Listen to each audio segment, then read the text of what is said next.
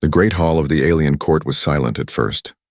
The air was heavy, glowing faintly blue from the floating orbs that hung above the floor. Then the sound began, whispers, hisses, 1,000 cold voices waiting to see punishment. At the center of the hall on smooth black stone knelt a young alien woman named Lyra. Her silver skin caught the blue light trembling under its glow, chains of light wrapped around her wrists and ankles. She had once been part of the noble class, known for her honor and wisdom. But now the council had called her a traitor. The high judge stood tall, his voice echoing. Lyra of House Varen, you are found guilty of betrayal against the Empire. You have given human secrets to our enemies. Your punishment is to crawl through the path of shame. Before all who watch, the words struck like thunder. The crowd gasped. Some smiled cruelly, others looked away. Lyra lifted her head, her eyes wide with fear and disbelief. I didn't betray anyone, she said softly. You know I didn't, but no one listened. Guards with armored plates pulled her forward. The cold floor burned her knees as she was forced to crawl. Around her, the nobles watched with satisfaction. The path of shame was a long corridor stretching from the council throne to the court gates. Each step she took would erase her honor, her name, her very place in the Empire. She could hear them whispering as she moved. Look at her now. House Varen will never recover. She should have known better than to cross the Empire. Lyra's heart pounded in her chest. She wanted to scream, to fight back, but she knew resistance meant death. The guards pushed her again, forcing her to move forward. And then, among the rows of aliens watching from the shadows, one figure stood apart, a human. He was tall, wearing a black coat that looked worn from travel. His face was calm, but his eyes were sharp and alive. The court guards shifted uncomfortably when he looked their way. His name was Captain David Reynolds, an ambassador from the Human Coalition. Humans were guests here, tolerated only because of a fragile peace treaty. They were considered weak, emotional, impulsive, soft. But Reynolds didn't seem weak. His presence felt dangerous, steady like a storm waiting to move. He said nothing at first. He only watched as Lyra struggled, her hands trembling, her dignity stripped away before all. Lyra's breath grew heavy, her vision blurred with tears. She whispered under her breath, "Please, someone make it stop." The guards laughed. "Crawl, traitor. You will reach the end when the court says so." When she fell again, her knees bleeding against the sharp stone, something in Reynolds' expression changed. His jaw tightened. His hand clenched into a fist. The high judge raised his staff. "Let this serve as a warning. Any who stand against the Empire will—" A voice interrupted. "That's enough." The words echoed across the chamber. The crowd turned in shock. Reynolds had stepped forward. The guards instantly aimed their plasma spears at him. "Human, this is not your court. Stand down." But he didn't stop. He walked slowly toward Lyra, boots echoing on the marble floor. His coat brushed against the dust as he moved. The guards shouted again, warning him, but he ignored them. Lyra looked up, dazed. "Don't," she whispered. "They'll kill you." Reynolds knelt beside her. His voice was calm but filled with quiet anger. "No one deserves to be treated like this." He took off his coat and placed it gently over her shoulders, covering her. The hall fell silent. Not a breath could be heard. Even the floating lights seemed to pause. "Stop him," the judge roared. "Arrest that human now!" But Reynolds didn't move. He slowly stood, lifting Lyra in his arms as if she weighed nothing. The crowd gasped. Some shouted in disbelief. "This is an act of treason," one of the council members cried. "He dares defy the Empire." Reynolds turned to face them. "You call it treason," he said evenly. "I call it decency." A ripple of anger moved through the guards. Their weapons began to glow. Lyra's weak hand gripped his arm. Her voice shook. Why would you help me?" He looked down at her with calm eyes. "Because no one else will." The guards closed in. The high judge shouted, "You've doomed yourself, human." Reynolds gave a small smile. "Maybe, but at least I'll sleep knowing I did something right." And then, the lights flickered. An alarm began to sound. In the confusion, Reynolds moved fast, pulling a small metallic device from his belt. A blinding flash filled the room. White smoke and light exploded outward. When the air cleared, the human and the alien woman were gone. The judge's voice trembled with fury. "Seal the gates, find them. That human will pay for this insult." But deep beneath the court, in the service tunnels below, Reynolds was already running, carrying Lyra through the shadows, away from the only life she had ever known. And for the first time, Lyra realized something impossible had just begun. Someone had stood up for her. Someone human. The tunnels beneath the alien court were cold and wet. Pipes ran along the walls, leaking blue vapor that shimmered under dim lights. Captain David Reynolds carried Lyra in his arms, his breath steady but heavy from the smoke above. He could still hear the echoes of alarms in the distance, metallic voices shouting orders, boots striking against steel floors. They would be searching for him by now. Lyra's voice was faint. "You should have left me. They will kill you for this." Reynolds didn't look at her. His steps were quick and firm. "I don't leave people to crawl," he said simply. She stared at him, confused by his calm tone. Her people were known for cruelty and rank. Humans were supposed to be weak, easily broken, easily afraid. Yet here he was, defying an empire. They reached a narrow maintenance hatch. Reynolds set her down gently and crouched beside it, pulling out a small metal device from his pocket. The tool hummed softly as he worked. "We'll need to get to the outer sectors before they seal the gates."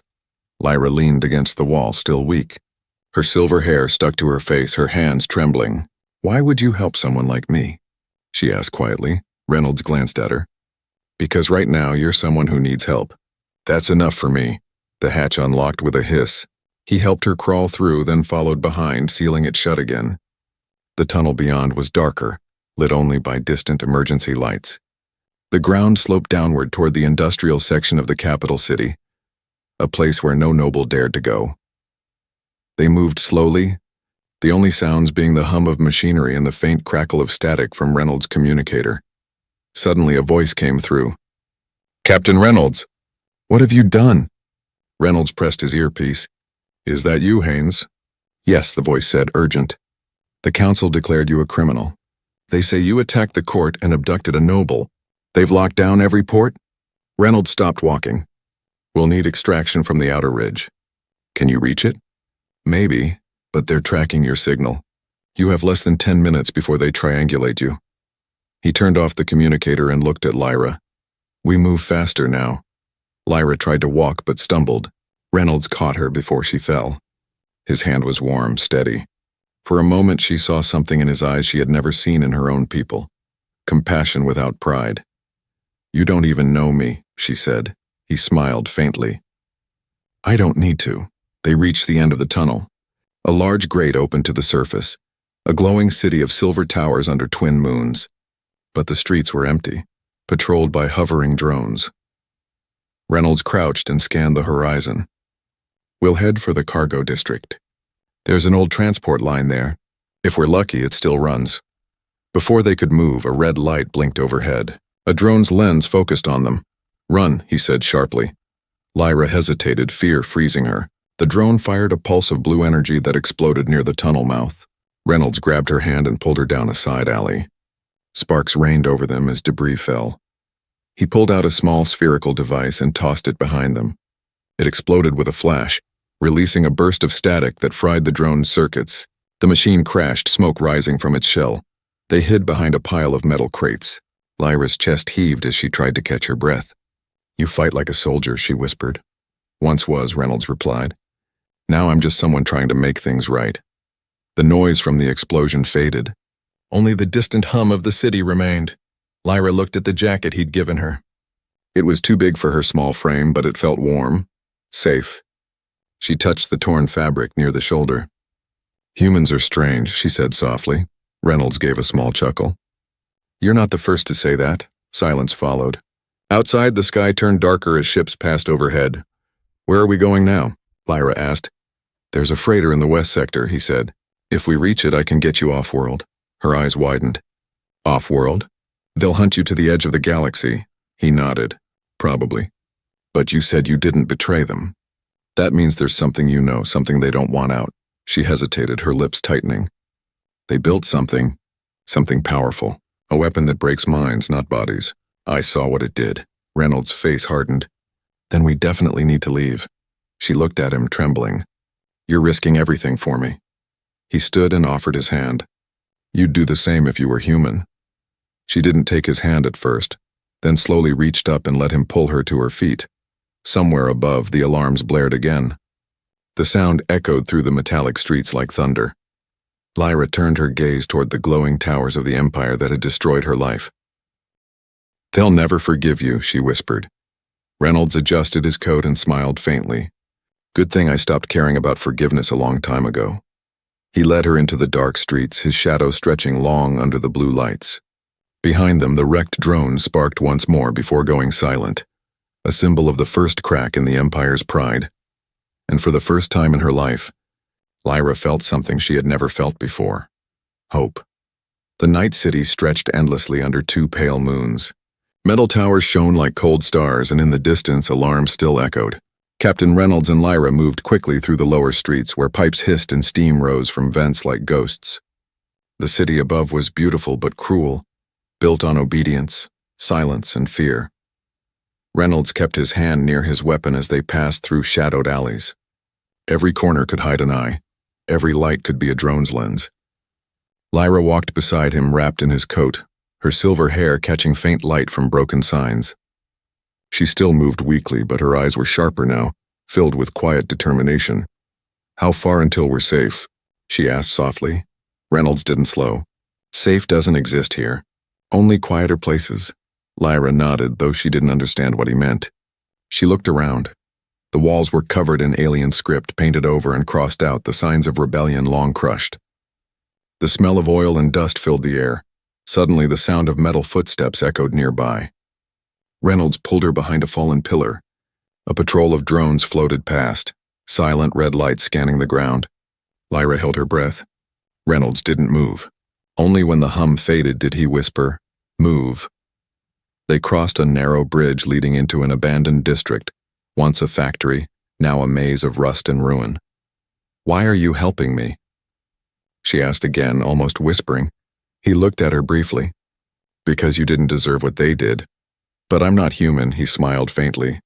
That never mattered. They entered a broken warehouse.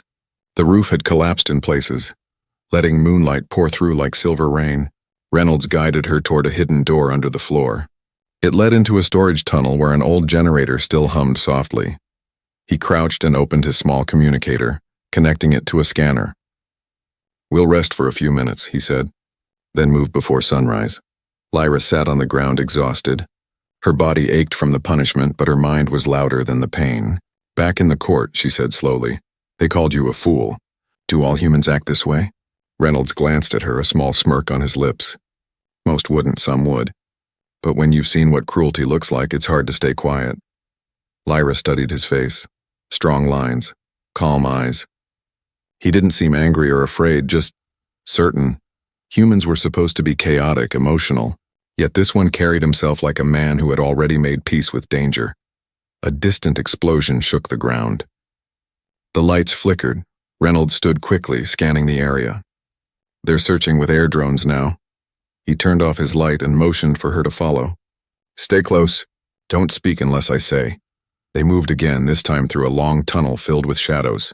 The walls vibrated from engines far above. Lyra's hands brushed against old human tools left behind. Signs that this part of the city had once been shared before the Empire pushed the humans out. As they walked, her voice broke the silence. "I was part of the court once. I believed in the Empire's justice. I thought we were better than humans." Reynolds didn't answer at first. Then he said quietly, "Every empire thinks that until it meets the truth." Lyra stopped for a moment. "You could have left me there like they wanted." "I could have," he said, glancing back at her. "But then I'd be just like them." His words lingered in the tunnel, heavier than the air. They reached a sealed service door. Reynolds pulled out a small cutting torch and began slicing through the lock. Sparks flew. Lyra watched in silence, her expression torn between guilt and admiration. Finally, the door opened, revealing the dark horizon beyond the city walls. The desert stretched far and wide, glowing faintly under the twin moons, a wasteland of dust and forgotten metal. Reynolds helped her step through. "Once we reach the ridge, we'll signal for pickup." Lyra looked back at the towering city. Its spires reached high like claws, trying to hold the sky. "They'll never stop looking for us," she said quietly. Reynolds nodded. "Then we'll make sure they find nothing but shadows." They began walking into the desert wind. The air was cold and dry, and sand moved like smoke around their feet. Every step took them farther from the world Lyra once knew, a world that had cast her out. Hours passed. The horizon grew darker. Then faintly the sound of engines came from above. Reynolds stopped and looked up. A sleek drone ship circled overhead, its spotlight scanning the dunes. "Down," he whispered. They dropped behind a ridge. The beam swept across the desert, missing them by inches. Lyra's heart raced. "They're too close." Reynolds pressed a button on his wristband. A small pulse emitter activated, sending out a false heat signal several hundred meters away. The drone turned and fired toward the decoy. A bright explosion lit up the distance. "Not close enough," he murmured. Lyra stared at him, amazed. "You plan even your tricks." He smiled slightly. "That's how humans survive." When the sky was finally empty, they stood again. The suns began to rise on the horizon, turning the desert gold and red. Reynolds looked ahead, his eyes fixed on the light. "We'll find shelter soon," he said. "Then we talk about what really happened in that court." Lyra nodded. The wind caught her hair as she followed him, her voice low but certain. "Maybe you were right," she said. "Maybe truth matters more than power." He glanced at her. "It always does." And together, they disappeared into the glowing dunes. Two fugitives, one human and one alien, running from an empire but moving towards something far greater, a fragile, rising hope. The twin suns rose slowly over the wasteland, painting the horizon with soft gold and red. The light caught every grain of sand, turning the desert into a sea of fire and glass. Captain Reynolds walked ahead, his boots sinking into the warm dunes, while Lyra followed a few steps behind, wrapped tightly in his dark coat. The city was far behind them now, only a faint silver line in the distance. The alarms had faded, replaced by the quiet hum of the wind. For the first time, there was silence. No shouting guards, no glowing drones, just two travelers alone in the endless wild. Lyra stopped to catch her breath. The heat pressed down like invisible hands. "How far do we have to go?" she asked weakly. Reynolds shaded his eyes and pointed toward the jagged hills ahead. "There's an old outpost in those rocks. Abandoned long ago, but maybe still standing. If we're lucky, we'll find water there." Lyra looked where he pointed. The hills shimmered under the heat, distant and unreal. "You think luck follows us?" she asked bitterly. Reynolds smiled faintly. "No, but I keep walking anyway." They continued forward step by step. The suns climbed higher and the sand burned underfoot. Lyra stumbled once, nearly falling. Reynolds caught her arm quickly. "You need rest," he said. "We can't stop," she whispered. "They'll find us." He shook his head. "If you collapse, they won't need to." He guided her to the shade of a large, half-buried metal structure. It looked like the broken wing of an old ship. The metal was rusted, but the shadow was cool. Lyra sank to the ground, breathing hard. Reynolds opened his small pack and handed her a flask. "Drink slowly." She sipped the water carefully, her throat dry and burning. For a long moment they didn't speak. Only the wind moved, whispering through cracks in the sand. Finally, Lyra said quietly, "Back in the court when you picked me up. I thought you were trying to shame me more." Reynolds looked up from the sand. "And now?" She hesitated. "Now I think you didn't care what anyone thought." He nodded once. "You'll learn that fast when you've seen enough hate." Lyra turned the flask in her hands. "Humans, you fight for each other, even when it makes no sense." Reynolds smiled slightly. "It only looks like no sense to those who stopped feeling." She looked at him for a long time, seeing not a soldier or a stranger, but someone who carried something her people had forgotten. After a few minutes, they began walking again. The sun had turned white now, the desert glowing fiercely. In the distance, a storm was forming, dust spiraling into the sky like a living thing. As they approached the rocky ridge, Lyra noticed markings carved into the stones. She brushed her hand across them. "These symbols, they're ancient," she said softly. "From the first colonies." Reynolds studied them. "Your ancestors?" "Yes," she whispered. "Before the Empire twisted everything they built." The entrance to the outpost was hidden beneath a slope of sand. Reynolds used his hands to clear the doorway, revealing a narrow tunnel. Inside it was cool and dark. The air smelled of metal and forgotten time. They stepped inside cautiously. The tunnel led to a wide chamber filled with broken machines, fallen banners, and empty crates. Reynolds turned on his small light. It's been dead for years. Lyra walked slowly, touching the walls. No, not dead. Waiting. She stopped before a large emblem carved into the wall, a circle of light surrounded by stars. Her fingers traced its outline. This was the mark of the old alliance, she said. Before the Empire, humans were part of it. Reynolds stared at it for a moment. Maybe we were better then. He walked toward a console and managed to activate a dim power cell. The lights flickered weakly, casting long shadows across the room. Lyra sat down near a broken pillar, exhaustion in her face. They wanted me dead because of what I found, she said finally. Reynolds looked over. The weapon? She nodded. It's called the Silence Protocol. It doesn't kill the body. It destroys the mind. It makes you forget who you are. Entire planets could fall without a single shot fired. Reynolds' expression hardened. And you tried to stop it. I tried to warn them, she said, her voice shaking. But they called me a traitor. The council wanted silence, and they got it. He crossed his arms. Then the truth leaves with us. Lyra looked up at him. You're not afraid? He smiled faintly. Fear's just noise. I've learned to walk through it. Outside, thunder rolled. Not from the sky, but from engines. The sound of ships, Lyra's eyes widened. They found us. Reynolds grabbed his pack and checked his weapon. Then we move again. They ran out of the tunnel and climbed up the rocks. Above them, 3 silver ships cut through the clouds, scanning the desert below. Reynolds crouched beside her. We'll use the storm for cover. The wind howled, picking up dust and sand until the world turned gold and red again. Visibility dropped to nothing. Lyra held onto his arm, barely able to see. You trust this storm? He grinned under his breath. It doesn't need to trust me back. The sand swallowed them both as the ships passed overhead, shadows lost in the roaring storm. And as they disappeared into the chaos, Lyra realized something she had never believed possible. The Empire could control cities, armies, and planets, but it couldn't control courage. Not his, not anymore. The desert storm raged through the night. Sand whipped across the sky like knives, the wind howling through the canyons as if the world itself were screaming. Captain Reynolds and Lyra moved through the chaos, heads low, eyes squinting against the dust. The storm was their cover, but also their enemy. Reynolds' voice was calm, steady against the roar. Stay close to me. Don't lose sight. Lyra held onto his coat, barely able to see more than his shadow. How can you even tell where we're going? I can't, he said. But the Empire can't either. That's good enough. Lightning flashed above, lighting up the sky in blue and white. For a moment, Lyra saw the outline of the pursuing ships, 3 of them, searchlights slicing through the storm. The Empire's hunters had arrived. When the lightning faded, darkness returned. The storm swallowed everything.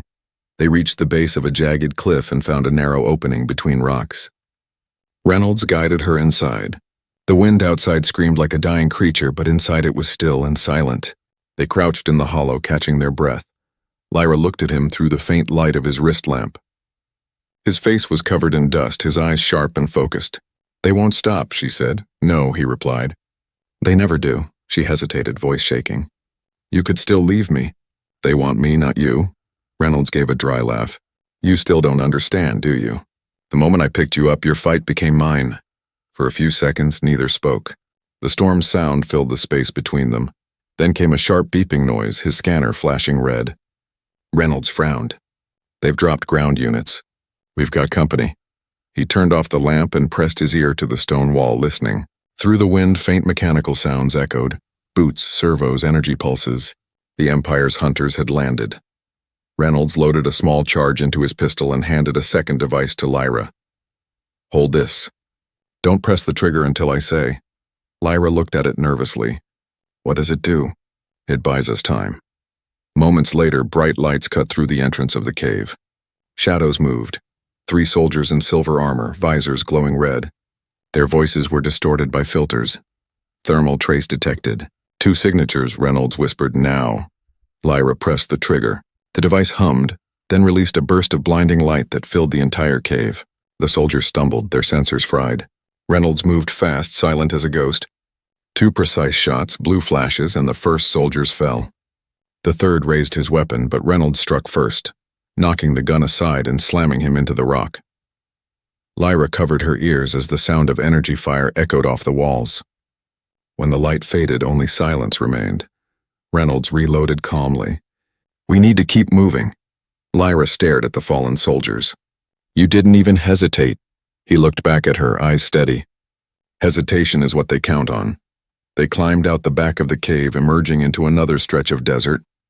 The storm had softened now, only a steady wind blowing across the dunes. Above them, the suns were hidden behind thick clouds, casting a dim orange glow over the wasteland. As they moved, Lyra began to speak again, almost to herself. "When I was in the court, I thought humans were savages. That's what we were taught. But you fight for reasons my people forgot." Reynolds gave her a sideways glance. "We've done our share of savage things too. The difference is some of us remember why we shouldn't." They reached the edge of a canyon, deep, wide, stretching for miles. At the bottom, broken metal structures glimmered like bones. Reynolds pulled out a small device from his belt and scanned the canyon. "There," he said, pointing to a faint signal below. "Old transport wreck. Might have power left. If it does, we can hide inside until nightfall." Lyra followed him down the slope carefully, her feet sliding on loose rock. By the time they reached the wreck, the light was fading. The ship's frame was cracked open, but parts of its hull still glowed faintly blue from an ancient core. Reynolds pried open a hatch and stepped inside. The air was stale, but the space was intact. "Not bad," he murmured. "Better than the open sky." Lyra touched the wall, feeling the hum of weak energy beneath her fingers. "This ship, it's human," he nodded. "Long time ago, humans mined this world. Then your empire drove them out. Now a human hides in their ruins," she said softly. He smiled faintly. "Funny how history works." He set down his pack, checking his ammo, scanning for signals again. "We've got a few hours before they circle back. Rest while you can." Lyra sat against the wall, pulling his coat tighter. "Do you ever stop fighting?" she asked. He leaned back against a crate. "When the reason's gone. But right now I've still got one." Lyra looked at him, her silver eyes glowing faintly in the dark. "And what reason is that?" He met her gaze. "You." The words hung in the air, simple, quiet, but heavy. Lyra looked away, her cheeks warming despite the cold air. Outside, the storm faded into silence. Above the desert, searchlights swept once more, looking for them, but found only ruins and sand. Inside the wreck, Reynolds finally allowed his body to rest. Lyra closed her eyes too, though her mind raced with memories. The court, the humiliation, the moment he lifted her from the floor. She whispered softly, not sure if he could hear. "You saved me twice now." "But why does it feel like I was the one supposed to save you?" The wind outside answered for him, carrying the faint sound of thunder from distant skies. For now, the hunt had paused. But both of them knew it was far from over.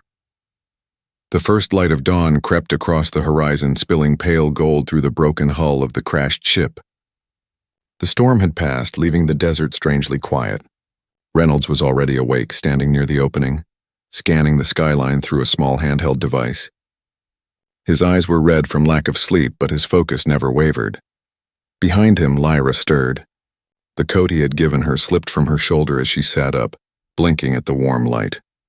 For a moment, she forgot where she was, the silence almost peaceful, until the memories rushed back like cold wind. The court, the chains, the running. "Did they find us?" she asked softly. "Not yet," Reynolds replied without turning. "But they will. They always do." He closed the scanner and began packing supplies. The ship creaked faintly, shifting in the sand. Lyra watched him move, calm, disciplined, methodical. "You've lived like this before," she said. "Running, hiding, fighting." He gave a faint smile. "Old habits die hard." They shared a few quiet moments before the stillness broke. A faint sound from outside, metal brushing against sand. Reynolds' head snapped up. His hand went to his weapon. "Stay down," he said. Lyra obeyed instantly, pressing herself against the cold metal floor. Footsteps echoed faintly, more than one set. Someone was approaching. Reynolds crept toward the hatch, keeping low. When the shadow appeared in the doorway, he raised his pistol, only to stop. "Easy, Captain," a familiar voice said. "You'll shoot your own crew." Reynolds exhaled slowly and lowered his weapon. Haynes. 3 figures entered the wreck, 2 humans and 1 alien male. They wore desert gear with faded insignias of the human coalition. The leader, Lieutenant Haynes, gave a weary grin.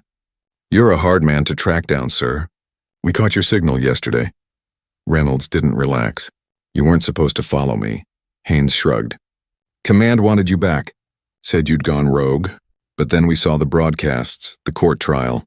The alien girl." Lyra tensed at his words. Her eyes darted toward Reynolds. Haynes's gaze landed on her. "So it's true." He tilted his head. "You really stole a highborn prisoner from the Empire. What's the plan now, Captain? Trade her for peace?"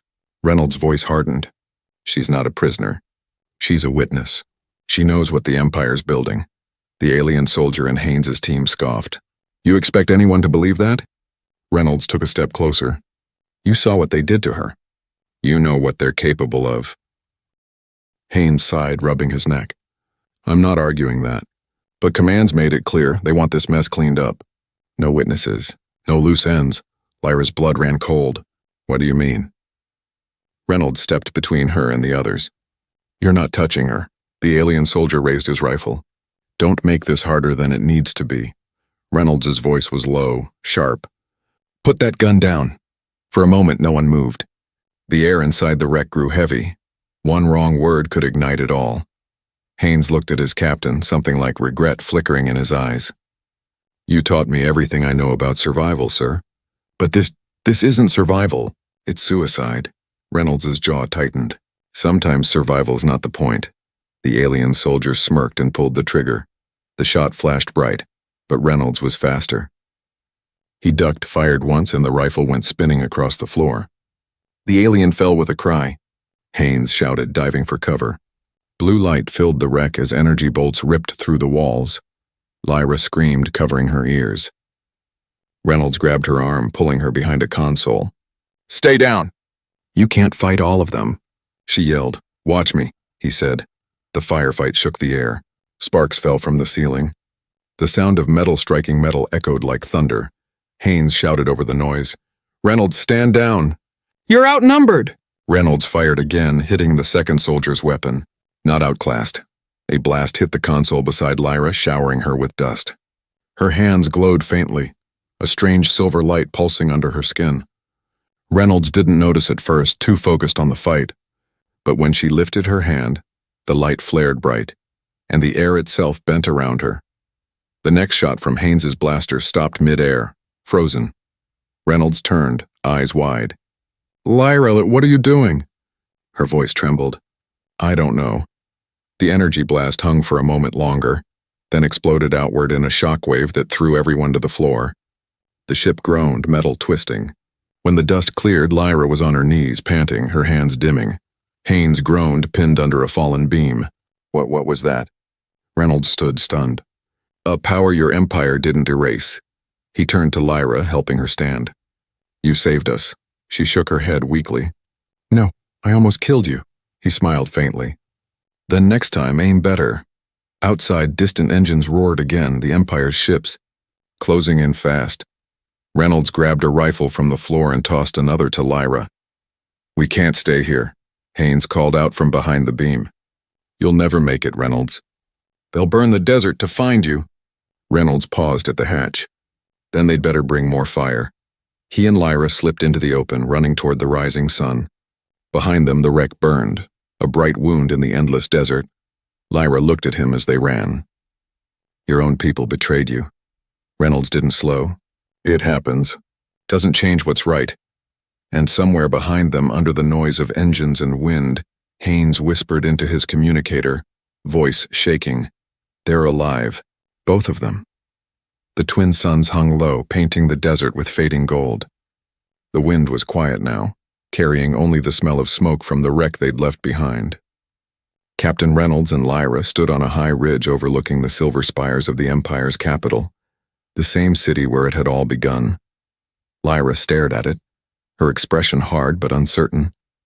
"After everything, you still want to go back there?" Reynolds adjusted the strap of his rifle. "You said the truth matters. Time to prove it." She looked at him with disbelief. "They'll kill us the moment we step inside." "Maybe," he said, eyes narrowing toward the horizon. "But I'm done running from people who think fear is law." For a long time, neither spoke.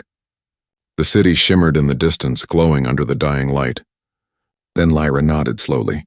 Then let's make them hear it. They set off again, two shadows against the burning desert. By nightfall, the outer gates of the capital loomed before them, tall and gleaming like the teeth of a beast.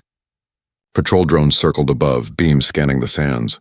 Reynolds led Lyra through the ruins of an old transport tunnel, bypassing the scanners. The air was thick with the hum of machinery and the cold pulse of energy barriers. Lyra's voice was a whisper. "How do you know all these paths?" "I helped build the first outpost here," he said quietly. "Humans always leave cracks. We're good at finding our way back through them." They emerged in the lower city, a maze of steel and light. The streets were empty at night, save for guards and the glowing propaganda screens showing the court's victory over the traitor Lyra of House Varenne. Her jaw tightened at the sight of her own face displayed above them. Broken, humiliated, branded a liar. Reynolds glanced at her.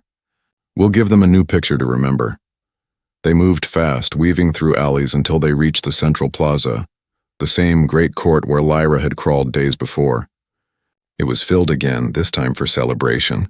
The High Council stood on their platforms, addressing the crowd with cold pride. "Order has been restored," the High Judge declared, his voice echoing through the plaza. "The traitor's shame will remind all who doubt the Empire's truth." Then the lights flickered. Once, twice. Every screen across the plaza glitched, static filling the air.